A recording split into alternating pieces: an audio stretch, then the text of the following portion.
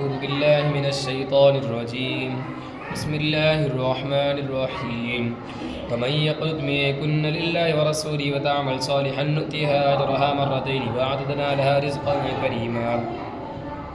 يا نساء النبي لستن كأحد من النساء إن اتقيتن فلا تخضعن بالقول فيطمع الذي في قلبه مرض وقلن قولا معروفا وقرن في بيوتكن ولا تبرجن تبرج الجاهلية الأولى وأقمن الصلاة وآتينا الزكاة وأطعن الله ورسوله إنما يريد الله ليذهب عنكم الرجس أهل البيت ويطهركم تطهيرا.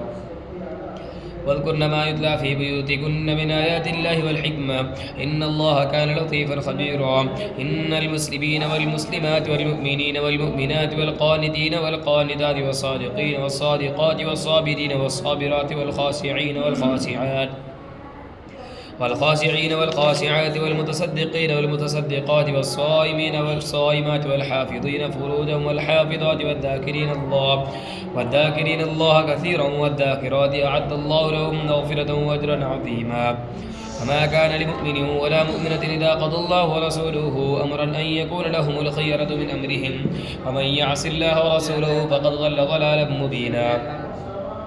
وإذ تقول للذي أنعم الله عليه وأنعمت عليه أمسك عليك زوجك واتق الله وتخفي في نفسك ما الله مبديه وتخشى الناس والله حق ما تخشى. فلما قضى زيد منها وطرا زوجناك لكي لا يكون على المؤمنين حرج في أزواج أدعيائهم إذا قضوا منهن وطرا وكان أمر الله مفعولا. ما كان على النبي من حرج فيما فرض الله له سنة الله في الذين خلوا من قبل وكان أمر الله قدرا مقدورا. الذين يبلغون رسالات الله ويخشونه ولا يخشون أحدا إلا الله وكفى بالله حسيبا. ما كان محمد أبا أحد من رجالكم ولكن رسول الله وخاتم النبيين وكان الله بكل شيء عليما. يا أيها الذين آمنوا اذكروا الله ذكرا كثيرا وسبحوه بكرة وأصيلا. والذي يصلي عليكم وملائكته يخرجكم من الظلمات إلى النور وكان بالمؤمنين رحيما.